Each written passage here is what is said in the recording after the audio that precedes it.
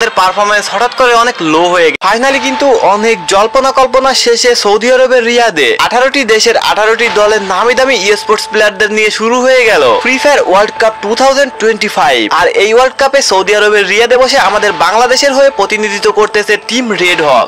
Red Hawks! Bangladesh bold entry, hot drops, hotter M.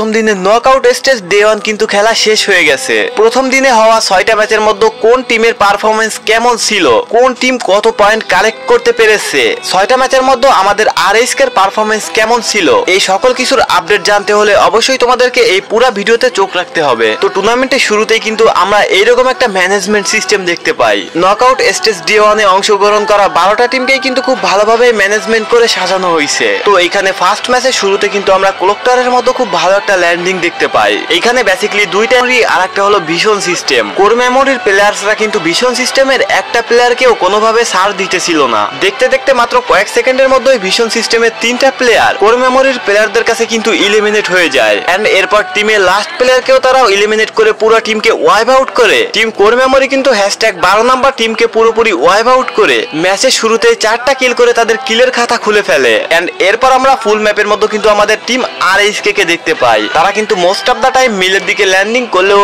এইবার কিন্তু তারা তাদের ল্যান্ডিং এর জায়গা পরিবর্তন করে ফেলেছে। আর এইসকে 3টা প্লেয়ার রিমনাম ভিলেজে থাকলেও কিন্তু আরেকটা প্লেয়ার রয়েছে হ্যাঙ্গারে। তারা কিন্তু সবাই এক জায়গায় নামেনি, একটা প্লেয়ারকে আলাদা একটু দূরে সরিয়ে দিয়েছে। যাই হোক, ম্যাপের মধ্যে একটু ভালোভাবে লক্ষ্য করলে দেখতে পারবা আর এইসকে টিমের একটু সামনে ক্লক টাওয়ারের মধ্যে একটু আগেই কিন্তু দুইটা টিমের বিশ্বযুদ্ধ হয়ে গেছে। এন্ড নেক্সটে কিছুক্ষণ পর আমরা কিন্তু আর এইসকে এর সাথে টিম ফ্যালকনের ধামাকাদার একটা ফাইট দেখতে পাই। ফার্স্টে আর এইসকে টিমের কুট্টুস কিন্তু টিম ফ্যালকনের একটা প্লেয়ারকে নকডাউন করে দেয়। এন্ড ওইটাকে ফিনিশ করার সাথে সাথে টিম ফ্যালকনের কিন্তু আরো একটা প্লেয়ারকে তারা নকডাউন করে দেয়। এইভাবেই টিম আরএসকে কিন্তু ক্লকটাওয়ারের নিচে বসে টিম ফ্যালকনের তিনটা প্লেয়ারকে এলিমিনেট করে দেয়। বাট টিম ফ্যালকনের 4 নাম্বার যে প্লেয়ারটা বেঁচে ছিল ওই প্লেয়ারটা আবারও তাদের প্লেয়ারদের সকলকে রিভাইভ দিয়ে রিকভারি করে নেয়। এরপর কিছু সময় কিন্তু সকল টিমের প্লেয়ার্সরাই মোটামুটি হোল্ড করেছিল। তেমন একটা বড়সড় ফাইটে তারা কিন্তু জড়ায়নি, আর হাইলাইট করার মতো তেমন বড়সড় ফাইট হয়ওনি। এরপর ওই ম্যাচের এট দ্য লাস্ট মোমেন্টে জোন এসে হোল্ড করে কিন্তু আমাদের ফ্যাক্টরির উপর। এইবার এখানে টিম আরএসকে যখনই এখান থেকে জোনের দিকে মুভ করতে যায় তখনই ডান দিক থেকে তাদের সঙ্গে দেখা হয়ে যায় টিম ইভোসের সঙ্গে। টিম ইভোসও কিন্তু পুরোপুরি রেডি হয়েছিল যে কোনো একটা টিমের সঙ্গে ফাইট করার জন্য।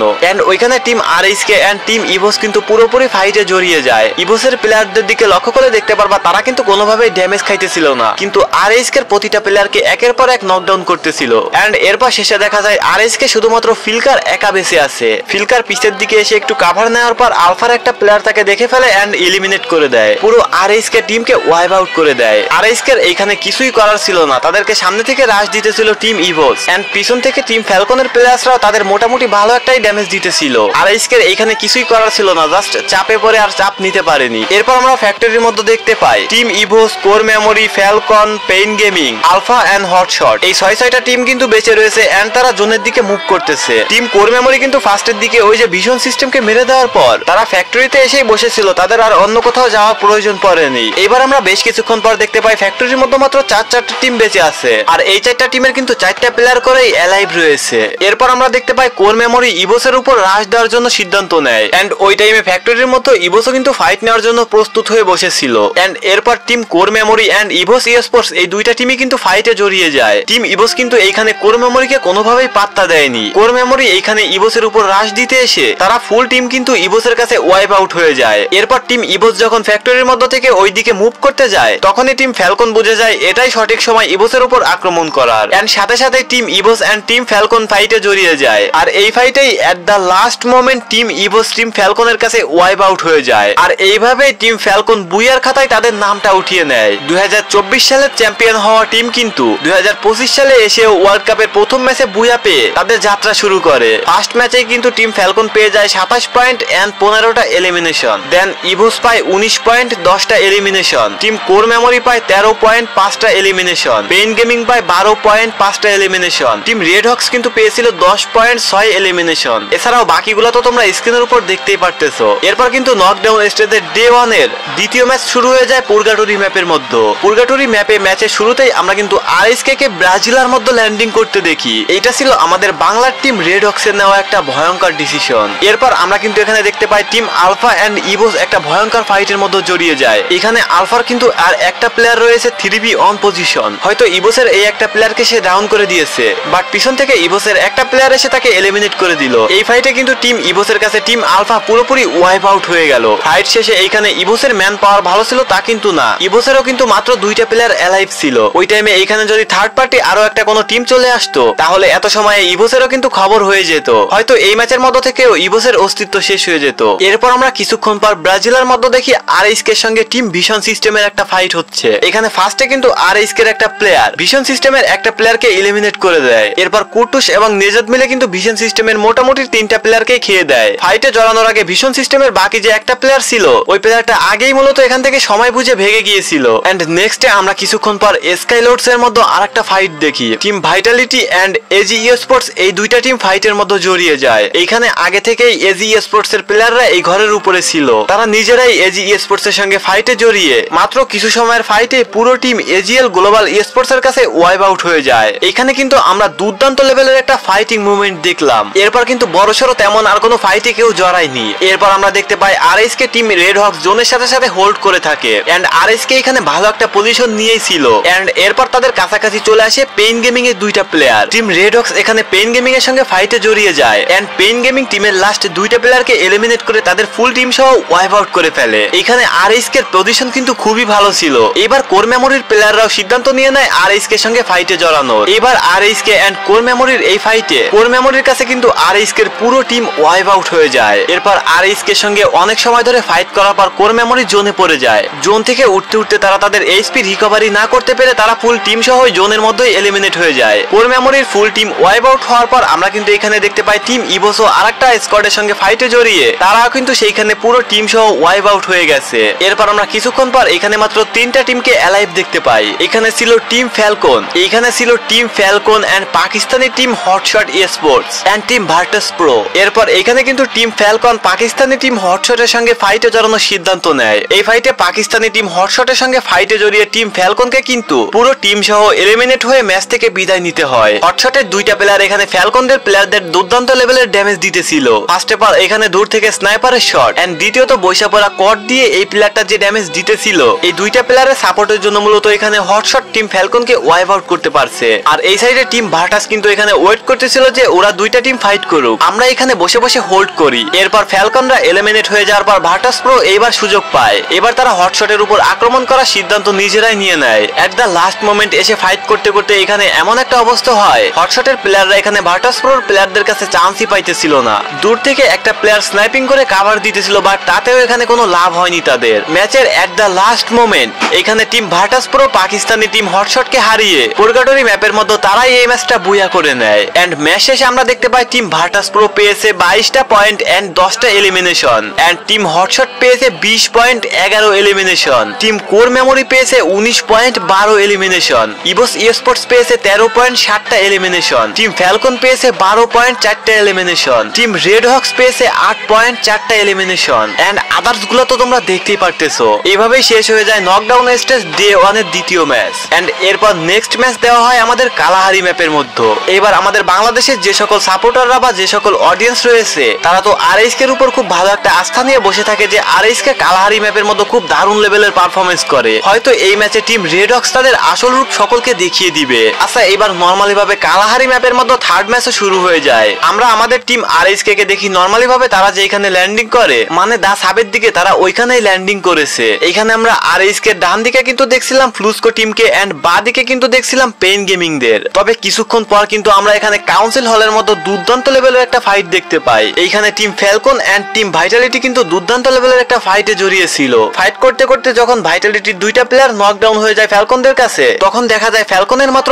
একটা প্লেয়ার বেঁচে আছে। টিম ভাইটালিটির প্লেয়াররা ফাইটে এবং পজিশনে ভালো জায়গায় থাকলেও একটু পর দেখা যায় তারা ফাইট না করে ভাগতেছে। মানে তারা কোনোভাবে টের পেয়ে গেছিল এই ফাইটের মধ্যে যে কোনো একটা থার্ড পার্টি দল এন্ট্রি নিছে। হ্যাঁ এখানে মূলত থার্ড একটা দল এন্ট্রি নিছিল, সেইটা হলো টিম ইভোস। টিম ফ্যালকনের বেঁচে থাকা লাস্ট প্লেয়ার যখন বুঝতে পেরেছে এখানে থার্ড পার্টি এন্ট্রি নিয়েছে তখন সে ফটাফট তার একটা প্লেয়ারকে রিভাইভ দিয়ে নামিয়ে দেয় এন্ড পরবর্তীতে সে কিন্তু নিজেই ইভোসের কাছে এলিমিনেট হয়ে যায়। এন্ড এরপর আমরা ম্যাচের একটা মোমেন্টে এসে দেখতে পাই team Evos, Falcon, Hotshot and RSK এই 4টা টিমই এক জায়গায় এন্ড খুবই কাছাকাছি। এন্ড এরপর আমরা দেখতে পাই হটশটের সকল প্লেয়ার মারা যাওয়ার পর হটশট হটশটের যে লাস্ট প্লেয়ারটা রয়েছে ওইটা টিম ফ্যালকনের কাছে মার খাওয়ার ভয়তে জিপ লাইন দিয়ে চলে যাইতে যায় এন্ড তারপরেও টিম ফ্যালকন জিপ লাইন থেকেই ওই প্লেয়ারটাকে মেরে দেয়। হটশটের এই প্লেয়ারটা জিপ লাইন দিয়ে নিচে জাম্প দেওয়ারও কোনো সুযোগ ছিল না, কারণ নিচে ছিল টিম ফ্লুক্সজো। দেন এরপর আমরা নিচে দেখতে পাই টিম আরএসকে কে এন্ড টিম ইভোসকে। তারা দুইটা টিমই খুব কাছাকাছি ছিল এন্ড ফাইট নেবে নেবে এরকম একটা মোমেন্ট ছিল। এরকম করতে করতে ইভোসের এম গড চিপা দিয়ে ব্লেডকে একটা হেডশট লাগিয়ে দেয়। হেডশট মেরেই এখানে টিম ইভোস ফটাফট চারিদিক থেকে আরএসকে এর উপর রাশ দিয়ে দেয়। এই ফাইটের মধ্য থেকে আরএসকে এর বের হওয়ার কোনো সুযোগই ছিল না এন্ড তারা কোনো রকম সুযোগ পায়ওনি। এই জায়গাতে তারা ফুল টিম সহ টিম ইভোসের কাছে পুরোপুরি ওয়াইপ আউট হয়ে যায়। এই ম্যাচের এট দ্য লাস্ট মোমেন্টে এসে আমরা দেখতে পাই টিম ফ্যালকন এন্ড টিম ফ্লুক্সজো এই দুইটা টিম একসাথে ফাইটে জড়িয়ে গেছে। এইখান থেকে টিম ফ্যালকন কিন্তু টিম ফ্লুক্সজোদের মেরে তারা কিন্তু এই ম্যাচটা বুয়া করে নেয় এন্ড এট দ্য লাস্ট মোমেন্টে দেখা যায় এখানে ইভো স্পোর্টস পেয়েছে 25 পয়েন্ট। তারা কিন্তু বুয়া না পেয়েও 17টা এলিমিনেশনের জন্য 25 পয়েন্ট পেয়ে যায় এন্ড টিম ফ্যালকন পেয়েছে 12টা elimination and 24 point and team Fluxo পেয়েছে 8টা elimination and 17 point. Team Hotshot পেয়েছে 6টা elimination and 11 point. Team AGAL Global Sports পেয়েছে 5টা elimination and 11 point and Red Hawks পেয়েছে 3টা এলিমিনেশন 10 পয়েন্ট এন্ড আদার্স গুলো তো তোমরা দেখতেই পারতেছো। এইভাবে মূলত শেষ হয়ে যায় নকডাউন স্টেজ ডে 1 এর থার্ড ম্যাচ। গাইস এইভাবে এক্সপ্লেন করতে গেলে আজকের এই ভিডিওটা কিন্তু অনেক লং ডিউরেশনের হয়ে যাবে, তাই আমি বাকি যে আর 3টা ম্যাচ রয়েছে এই 3টা ম্যাচ আমি শুধু তোমাদেরকে রেড হক্স এর হাইলাইট গুলাই দেখাচ্ছি। তো এরপর আমরা চলে যাব 4 নাম্বার ম্যাচে। 4 নাম্বার ম্যাচে আরএসকে কে দেখা যায় তাদের মন মতো জায়গা স্নোফলের মধ্যে ল্যান্ডিং করেছে। তাদের থেকে বেশ কিছু দূরে কিন্তু দুই সাইডে দুইটা স্কোয়াড দেখা যাইতেছিল তখন। তো এরপরে আমরা দেখতে পাই স্নোফলের মধ্যে হালকা পাতলা একটু ফাইট লাগার সম্ভাবনা দেখা যাচ্ছে। মানে আরএসকেরা যে জায়গায় ছিল ওই জায়গায় team Alpha, team Core Memory and Pain Gaming এই সকল টিমই খুব কাছাকাছি চলে এসেছে। তো আরএসকেরা এখানে বুঝতে পারে যে এখানে যদি তারা ফাইট নেয় তাহলে তারা খুব বড়সড় একটা অসুবিধার মধ্যে পড়ে যাবে। তো তারা কি করে, তারা এখান থেকে লঞ্চ প্যাড ইউজ করে খুব দ্রুতই তাদের পজিশন চেঞ্জ করে ফেলে এন্ড তারা মুভ করে সকলেই অন্য আরেকটা দিকে চলে যায়। এন্ড নেক্সটে আমরা দেখতে পাই আরএসকে কিন্তু এই ম্যাচের মধ্যে কোনো একটা ভালো জায়গায় শক্তপোক্ত পজিশনে নিজেদেরকে নিয়ে যাইতে পারেনি। তারা যে জায়গায় যাইতেছিল সেই জায়গা থেকেই মার খাইতেছিল এন্ড এরপর এট the last moment red Hawks মানে আরএসকে কোনো রকম এলিমিনেশন ছাড়াই একদম ওয়াইপ আউট হয়ে যায় এন্ড এই ম্যাচ শেষে আমরা দেখতে পাই ইভোস স্পোর্টস 9টা এলিমিনেশন সাথে বুয়া পেয়েছে 21 পয়েন্ট এন্ড ফ্লুক্সজো পেয়েছে 10টা এলিমিনেশনের সাথে 18 পয়েন্ট এন্ড হটশট স্পোর্টস কিন্তু পেয়েছে 5টা এলিমিনেশনের সঙ্গে 14 পয়েন্ট। টিম ভাইটালিটি পেয়েছে 5টা এলিমিনেশনের সঙ্গে 11 পয়েন্ট। পেইন গেমিং পেয়েছে 7টা এলিমিনেশনের সঙ্গে 10টা পয়েন্ট। টিম ফ্যালকন পেয়েছে 3টা এলিমিনেশনের সঙ্গে 10টা পয়েন্ট এন্ড আদার্স গুলো তো তোমরা দেখতে পারতেছো। আর আরএসকে এই ম্যাচের মধ্যে পেয়েছে 0 এলিমিনেশন এন্ড 0 পয়েন্ট। এইভাবে নকডাউন স্টেজের ডে 1 এর 4th ম্যাচও শেষ হয়ে যায়। এরপর আসে 5 নাম্বার ম্যাচ। 5 নাম্বার ম্যাচে এসে আমরা কিছু সময় পর দেখতে পাই এখানে #10 নম্বরে আমাদের টিম রেড হক্স মানে আরএসকে তাদের পুরো টিম সহ ওয়াইপ আউট হয়ে গেছে। মানে আরএসকে এর জন্য এটা খুবই হতাশাজনক একটা ব্যাপার। ফার্স্টের দিকের ম্যাচগুলোতে আরএসকে এর পারফরম্যান্স অনেক ভালোই ছিল and at the last moment এই ম্যাচটা শেষ হওয়ার সময় আমরা দেখতে পাই টিম ভাইটালিটি এন্ড টিম ফ্লুক্সজোর সঙ্গে ফাইটের পর এই ম্যাচের মধ্যে কিন্তু টিম ভাইটালিটি বুয়া নিয়ে নেয়। দেন আমরা দেখতে পাই 78 পয়েন্ট এন্ড 43টা এলিমিনেশন পেয়ে 1 নম্বরে রয়েছে টিম ফ্যালকন। দেন 2 নম্বরে রয়েছে ইভোস স্পোর্টস, 3 নম্বরে রয়েছে কোর মেমোরি, 4 নম্বরে রয়েছে ফ্লুক্সজো এন্ড 5 নম্বরে রয়েছে পেইন গেমিং, 6 নম্বরে রয়েছে হটশট স্পোর্ট, 7 নম্বরে রয়েছে টিম ভাইটালিটি এন্ড 8 নম্বরে রয়েছে টিম ভার্টাস প্রো, 9 নম্বরে এজিএএল গ্লোবাল স্পোর্টস এন্ড 10 নম্বরে কিন্তু রয়েছে আমাদের রেড হক। আর আদার্স গুলো তো তোমরা দেখতেই পারতেছো। এরপর ডে 1 এর লাস্ট ম্যাচে আমরা দেখতে পাই আমাদের রেড হক্স মানে আরএসকে টিমের সঙ্গে আলফাদের একটা ভালো ফাইট হচ্ছে। এখানে আমাদের ব্লেড কিন্তু আলফাদের একটা প্লেয়ারকে ডাউন করে দেয় এন্ড এরপর আলফাদের প্লেয়ার কিন্তু সেই প্লেয়ারটাকে রিভাইভ দিয়ে উঠিয়ে দেয়। দেন আমরা কিছুক্ষণ পর দেখতে পাই ব্লেডও নক হয়ে গেছে। এরকম ভাবে রেড হক্স এর এক একটা করে প্লেয়ার ডাউন হইতে থাকে। এট দ্য লাস্ট টাইমে টিমের লাস্ট প্লেয়ার হিসেবে নেজাদ কিন্তু এখান থেকে কোনোভাবে লঞ্চ প্যাড দিয়ে ভেগে চলে যায়। তারপরেও আলফাদের টিমের একটা প্লেয়ার কিন্তু নেজাদের পিছন চলে যায়। নেজাদ তাকে মোটামুটি একটা ভালো ড্যামেজ দিয়ে নকডাউন করে দেয়। এরপর আবারও সে সামনে যাইতে থাকে কোন রকম, বাট আলফাদের স্কোয়াডের কোনো প্লেয়াররাই মোটামুটি তার পিছু ছাড়তেছিল না। এরপর আলফা স্কোয়াডের 2-3টা প্লেয়ার তার পিছু ধাওয়া করতে করতে তার কাছে চলে আসে এন্ড সে যখন মোটামুটি বেশ কিছু দূর থেকে ভাগতেছিল তখন তাকে পিছন থেকে ফায়ার দিয়ে এলিমিনেট করে দেয়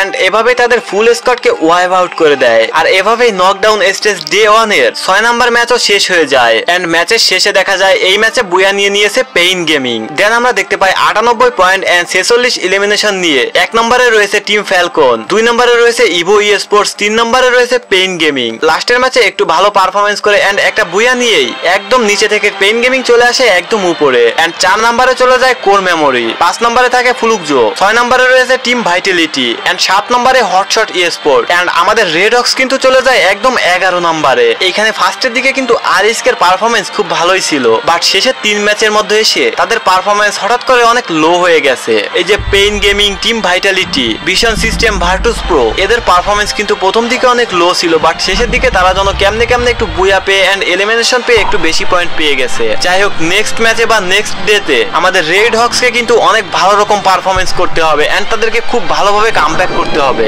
আমরা কিন্তু তাদের থেকে অনেক ভালো কিছুই আশা করি। প্রথমত তারা ফার্স্ট টাইম দেশের বাইরে এরকম একটা ম্যানেজমেন্টের মধ্যে এরকম একটা ওয়ার্ল্ড কাপ খেলতে গেছে এন্ড আমাদের দেশের ওয়েদারের সঙ্গে সেই দেশের ওয়েদার কিন্তু ম্যাচ খাবে না এন্ড পরিবেশেরও একটা ব্যাপার স্যাপার রয়েছে। এন্ড এছাড়াও আমরা যদি এখন ডিভাইসের কথা বলি, তাদের কিন্তু মাত্র 1 থেকে 2 দিন আগে তাদের নতুন ডিভাইস দেওয়া হয়েছে। সেই ডিভাইসের মতো গেম প্লে করে 1 থেকে 2 দিনে হাত সেট করা সেটাও কিন্তু অতটা সহজ কোনো বিষয় না। আই হোপ নেক্সট যে ম্যাচগুলো রয়েছে ওই ম্যাচের মতো আরএসকে খুব ভালো একটা পারফরমেন্স দেখাবে। তো আজকের ভিডিও এ পর্যন্তই, দেখা হবে পরবর্তীতে কোনো আননোন ইন্টারেস্টিং ভিডিও। ততক্ষণ সবাই ভালো থাকবা, সুস্থ থাকবা, আল্লাহ হাফেজ। আর হ্যাঁ, আমাদের বাংলাদেশের গর্ব আরএসকে কে কিন্তু তোমরা সকলেই সাপোর্ট করবা।